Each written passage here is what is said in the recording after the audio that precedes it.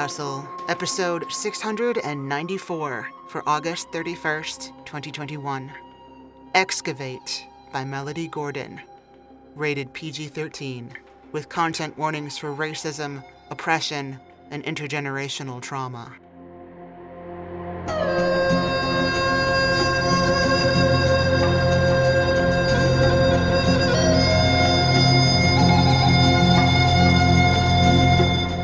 Hello, and welcome to Podcastle. I'm your host, Summer Fletcher. Today's story, Excavate, was previously published in Faya Literary Magazine and was written for you by Melody Gordon. Melody Gordon is a fiction writer and proud Southerner. She lives and works in Memphis, Tennessee. She has also worked in media as a journalist and digital producer. She loves herbal teas, road trips, mental health advocacy, and buying new books she doesn't need. Her work has appeared in Faya Literary Magazine, Black Girl Magic Lit Mag, and the official blog of To Write Love Her Arms. The story will be narrated for you by Sheree L. Stewart. Sheree L. Stewart has directed several projects available on Amazon Prime and lends her voice talents as a regular guest narrator for the Nightlight Horror podcast. Sheree has recently acted in NCIS New Orleans and returned to sender with Rosamund Pike and Nick Nolte. Currently, she's busy working as writer, producer, and narrator of the compelling and unique podcast experience Good Morning Antioch, a science fiction black comedy, and co-host of TCAD, Theatrical Conjecture and Dissertation, an unfancy entertainment news and movie review show, both available now on Spotify and Apple Podcasts. And now, suit up and enjoy the story. Excavate by Melody Gordon. Narrated by Sheree L. Stewart. The airplane hatch opened and the Pearsons, with guns on their hips and jetpacks on their backs, gathered as a family to look out at the plantation. They were flying low to the ground, too low. The hot air whipped at their jumpsuits and the ground rushed underneath them at a frightening speed. Danielle, the youngest and smallest Pearson, stood between her father and her big brothers, who were glued to the floor like big brown pillars, watching the scene blur past. Danielle was shaking and sweating everywhere, from the bandana holding her braids back all the way down to the soles of her feet. "Before we go, I have one more thing," their therapist, Dr. Greenwood, said, projecting her voice over the wind. She stood behind them in a jumpsuit with a jetpack but no weapon. A shovel protruded from the top of her backpack and over her shoulder. "We're only a few seconds away from the fields." Danielle watched Van, her eldest brother, grip the side of the hatch.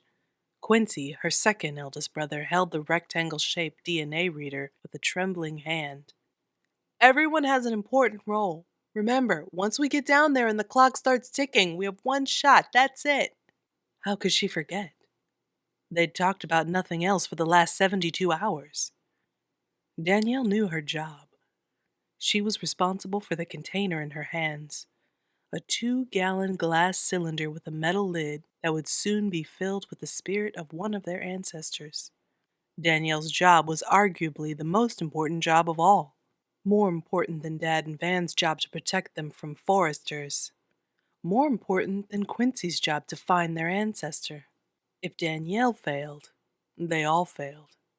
"If you need me, I'll be right next to you. Reach out. Ask for help. Try not to panic." Her brothers couldn't take their eyes off the ground. She looked over at her father as he clenched and unclenched his jaw. She glanced backwards at Dr. Greenwood, the only one with a smile on her face. "No matter what happens down there," Dr. Greenwood said, "I'm proud of each and every one of you for making it this far." Their trainer shouted from the front of the aircraft, "We're here!" Danielle blinked and the grassy green stretches of land became a fuzzy white cotton field. Overgrown rows of cotton bloomed for miles in every direction. Lights flashed on the DNA reader. They turned on their jetpacks. "Are you ready?" Dr. Greenwood asked. "Yeah," said the Pearson children. Their father stepped to the edge. He put his hand over the push-to-start accelerator on his shoulder strap. "Let's go, y'all." and he jumped. The $3,500 package included travel expenses, lodging, equipment, a DNA test, basic survival training, journals, food, drink, and unlimited sessions with licensed professional psychotherapist Dr. Keisha Greenwood. It was a 4-day therapeutic retreat, with the excavation scheduled for the third day.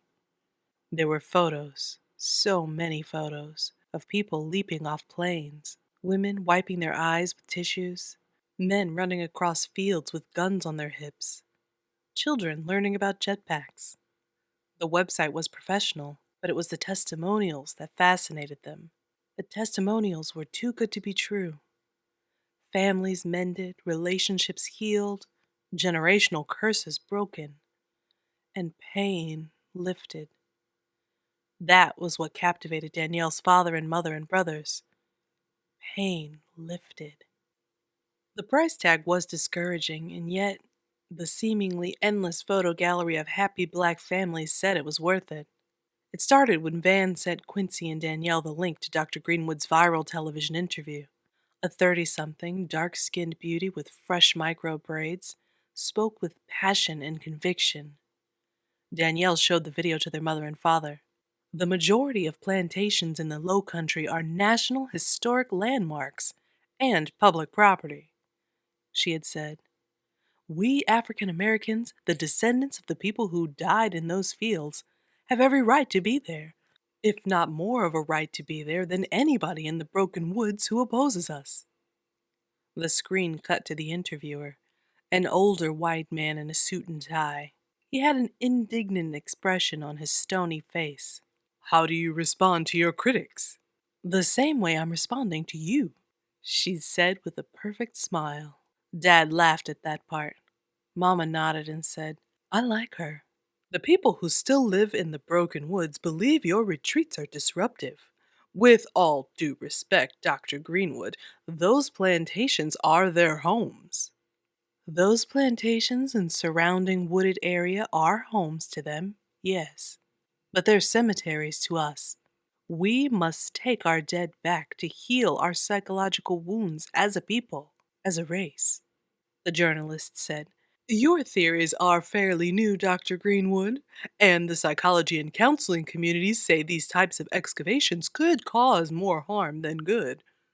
Some say they are unethical and extreme. What do you think about that? She smiled again. All of my clients know this is experimental. I tell them all the risks up front. They give their full consent well before we set foot on any plane. You're airdropping people, some of them young children, into the backyards of strangers who don't want them there, the journalist said. If one of your colleagues came up with this idea, say an Asian therapist or a Native American psychologist, would you endorse it? Absolutely. I know it may sound radical, but it works. Danielle had never been on a real plantation. She'd never seen real cotton. All around her were raw white cotton plants, bursting from their hard brown hulls. The vastness of it took Danielle's breath away. Quincy was the last to deplane, stumbling to a hard landing 2 rows over. They all rushed to him. He righted himself and stuck the DNA reader up into the air. It's okay, he said. Van and Dad helped him to his feet. Dr. Greenwood looked to the short lining of trees 3 miles away on the farthest eastern edge of the cotton field. Danielle pointed. The Broken Woods are all the way over there? Just because the foresters are all the way over there doesn't mean they aren't in the fields, too. Watch out for booby traps. Dad and Van took out their weapons and scanned the fields. Danielle squeezed the container. Quincy pointed the DNA reader in every direction. Then he pointed it toward the Broken Woods. It beeped. Quincy cursed. Dr. Greenwood jogged towards the trees, motioning for the Pearsons to follow. Look alive, everyone! How is this supposed to work if we can only pick one side of the family? Danielle had asked at their initial meeting with Dr. Greenwood, which was held in her plush office. Van had been sitting to Danielle's left with his chin in his hand. Dad was leaning forward, hanging on Dr. Greenwood's every word. Quincy and Mama were quiet. That's a great question. The chains of slavery are so deeply embedded in our histories as African Americans that if you break one, you can break many others regardless of whether you're extracting your maternal or paternal ancestor, Dr. Greenwood explained.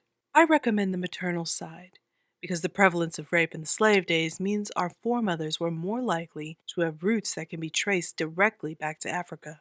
You can do the paternal side as well, that's perfectly fine. It's up to you.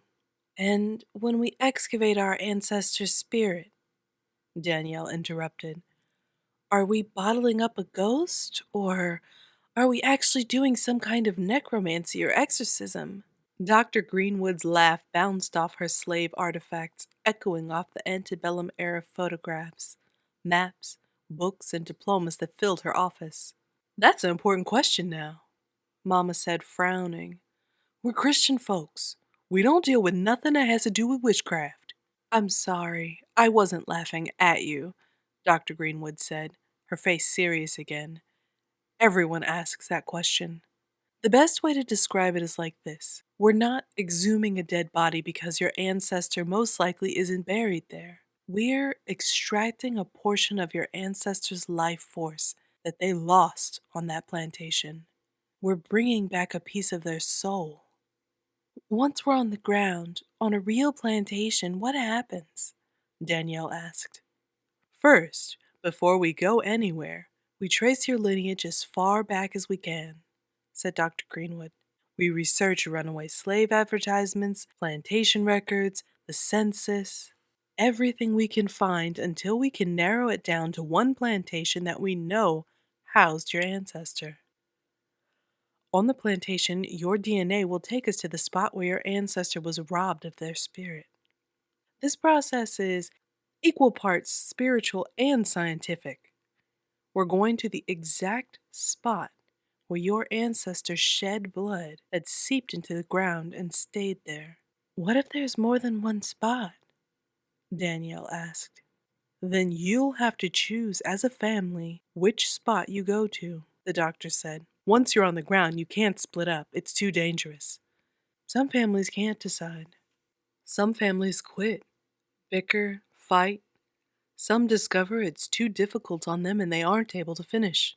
Danielle looked around and her family seemed as uncertain as she was. So she said what she knew they were all thinking. What if we're one of those families? You won't know until you get there and you try. Your strength might surprise you. The DNA reader beeped faster and louder the closer they got to the broken woods. Danielle brought up the rear as the Pearsons ran through the cotton fields as fast as they could. Sweat shined on her face. Her lungs burned with every breath. Her arms were getting tired. The container felt heavier with every stride. We're almost there, Quincy shouted. The beeping turned into one loud, solid alarm. All the lights on the DNA reader began to flash. Quincy stopped at the end of a row where the ground was brown and dusty, and the darkened trees were only a few feet away. Everyone else rushed to his side and looked at the ground. This is it, Quincy said. We start digging right here? Van asked Dr. Greenwood. Yes, she said, taking off her backpack to remove her shovel. Who wants the honor? I do, Dad said. He took the shovel and nodded at Van. Cover us. Van raised his weapon toward the trees in front of them. Dr. Greenwood kept an eye on the field behind them. Quincy kept the buzzing DNA reader pointed at the spot. Get ready, Danny, said Dad. She removed the container's lid, her stomach twisted into knots. I'm ready. He raised the shovel and slammed it into the earth. A dark, inexplicable pain had hit all 5 of them at the same time a year ago. It was a week of tragedy upon tragedy. For Mama, it was a cancer that quickly confined her to a hospital bed. For Dad, it was a sharp, burning sensation in his joints that no orthopedic had ever seen before. Van got a concussion playing football. Quincy was accidentally shot in the arm and a flesh wound turned into severe anxiety. And for Danielle, it was all in her head. Depression. A black void in her soul that sullied every good thing she touched. For a year, nothing helped. They tried medications and herbs. They read books. They switched to a vegan diet. They exercised regularly. Their pain only compounded. It dug in deeper and deeper until they found themselves crying when they weren't sad and screaming in their sleep. Mama was nearing the end of her life. Dad was taking more pain pills than was necessary. Van quit football and then was diagnosed with depression. Quincy became a homebody, and there was nothing anyone could do. Until Danielle posed a question, a very interesting question. Does this run in our family? Danielle and Van called every auntie, every uncle. They visited all of their cousins that lived nearby and all of their grandparents, too. Slowly, a picture emerged of a Pearson family living in the fault lines of sickness and injury. Every generation suffered, but they suffered in different ways. They passed down their skin tones and their birthmarks and their bone structure and their wide noses and their frizzy hair. But their ancestors had passed down centuries of trauma and tragedy, too. They passed down their chains. Danielle, Quincy, and Van wanted to know why. But over time, that question turned from why into how, and then from how into what. What can we do? What? When the ground broke apart underneath the shovel, all of the assembled Pearsons had a moment of silence. Danielle held her breath and looked at the ground as a wisp of light that looked like it was made of blue smoke and glitter rose into the air. "Danny, the container," Dad said. "I got it." She leaned over the spot, turned the container upside down, and took a knee. All at once, a gush of blue air, shimmering in the light, shot out of the ground and swirled into the container. The cracked soil beneath her feet turned a deep red. It spread like a puddle, and soon her knee was deep in her ancestors' dried blood. Danielle gasped. Behind them, something groaned. Danielle looked up towards the trees. Van shot a green-skinned slaver whose head exploded like a rotten pumpkin. Its undead body jerked before it fell to the ground. A dozen silhouettes appeared in the trees, all of them groaning and lurching towards the tree line, towards Danielle and her family. Van shouted, "Run!" Danielle shot to her feet and screwed the container's lid shut. She spun around and screamed when she saw an undead man strapped to a wooden cross in the middle of a field like a scarecrow. The blazing hot sun had melted his pickled green flesh off his bones. Dr. Greenwood grabbed Danielle by the arm and yanked her back towards the middle of the field. They ran around the undead scarecrow, leapt from row to row. The hard, sharp edges of the cotton hulls grabbed at their jumpsuits and scratched at their skin. Danielle ran as fast as she could with the heavy blue container pressed to her chest. For a second, she glanced back at the trees and saw a budding horde of decaying men and women in ragged antebellum clothes coming straight for them. "What are those things?" Danielle asked. Van, leading the group, shot another dead man wandering into their path. "Foresters," Dr. Greenwood spat. "Their ancestors owned your ancestors." Dad and Van fired on any dripping undead forester that got a little too close for comfort. But Danielle didn't know how much further she could run with the container. Her arms and shoulders were burning. Cotton was in her eyes. Her legs were throbbing. Then a plane flew over the trees and across the field. Quincy shouted at the top of his lungs, "Hey!" "He's turning around," said Dr. Greenwood. "Just keep running." "I don't know if I can make it," said Danielle, out of breath. She slowed down. She glanced behind her and saw more dead people walking around the wooden cross and coming straight for them. The sweat on her hands and arms were making the container slip from her grip. "Help!" Danielle screamed. "Help me!" She cried the first time she held the container. Danielle couldn't picture a person's soul housed in such a tiny space. She couldn't imagine someone's spirit could be so small and supposedly have such great power at the same time. Dr. Greenwood rubbed Danielle's back as she cried. Her father and brothers left the room. Mama was on the speakerphone listening to her training session from the hospital. They were 24 hours away from the excavation, and she had had doubts. She was terrified and mystified and absolutely horrified at the mere thought of failure. "What if I can't capture their spirit?" Danielle asked. "What if I lose our ancestor?" Mama said. "You have to try, baby." Dr. Greenwood agreed with a nod. "Don't think of it as a capture. You're not bottling them up. You're setting them free." The plane came back around the field again as Danielle's sweaty palms slipped on the glass container. She stopped, the one thing Dr. Greenwood and the trainer told them not to do. Once they captured the spirit, once they'd drawn the attention of the foresters, they couldn't stop.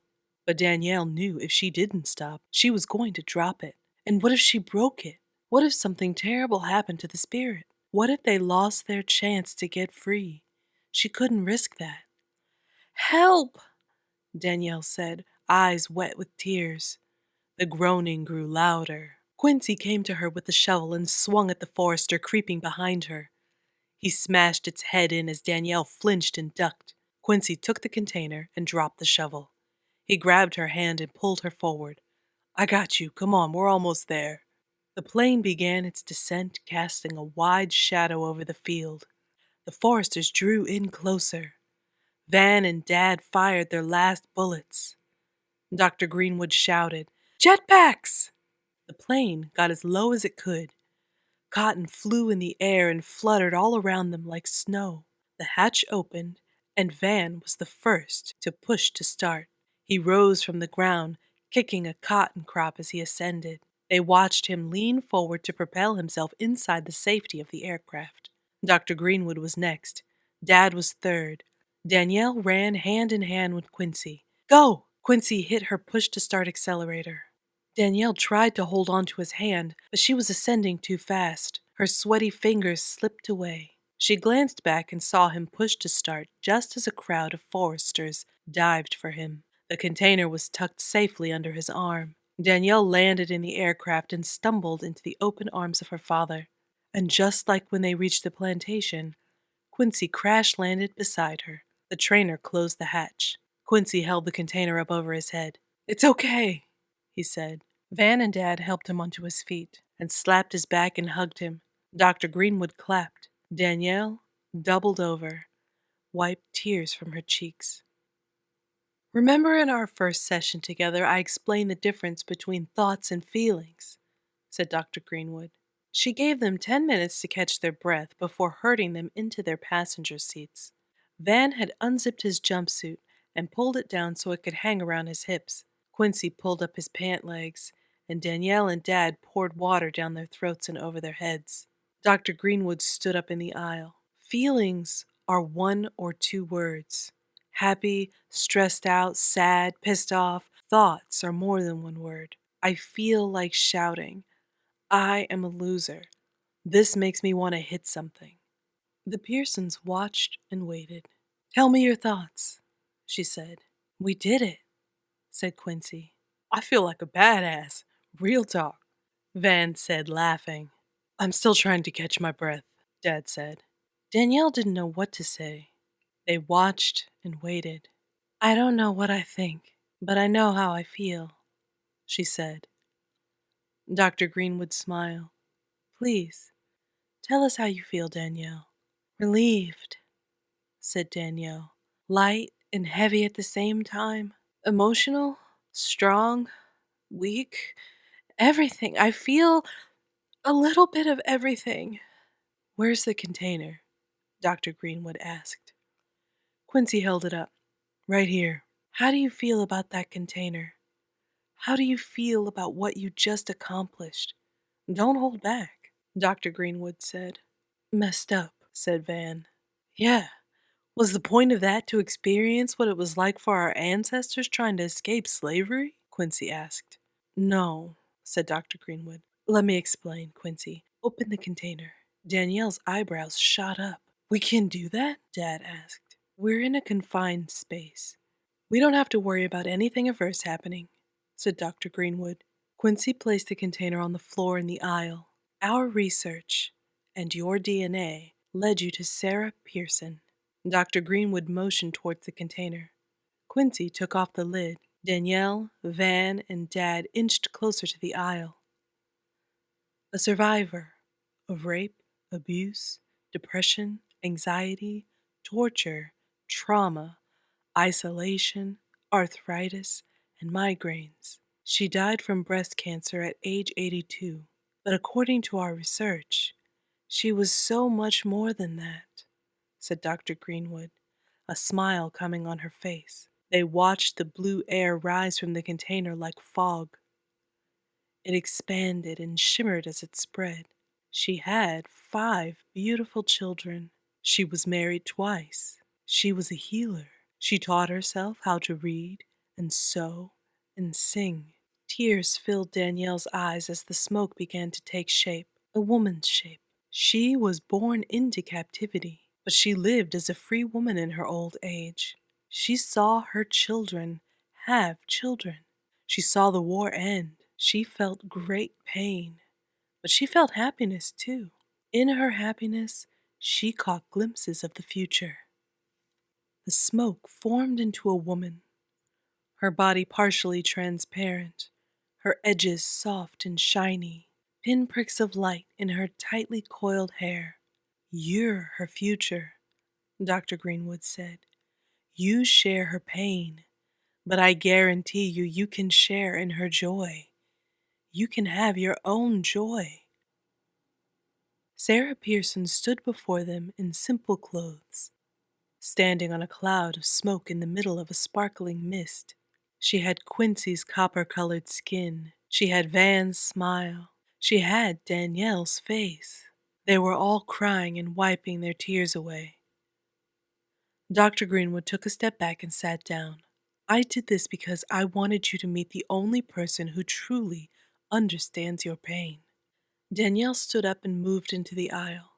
Sarah stared as Danielle walked up to her. Tears ran down her face. She stopped and bowed her head out of respect to her foremother. Sarah reached out and cupped Danielle's cheek. A cooling sensation spread across Danielle's skin and made her face tingle. She raised her head. Sarah smiled and brushed Danielle's tears away.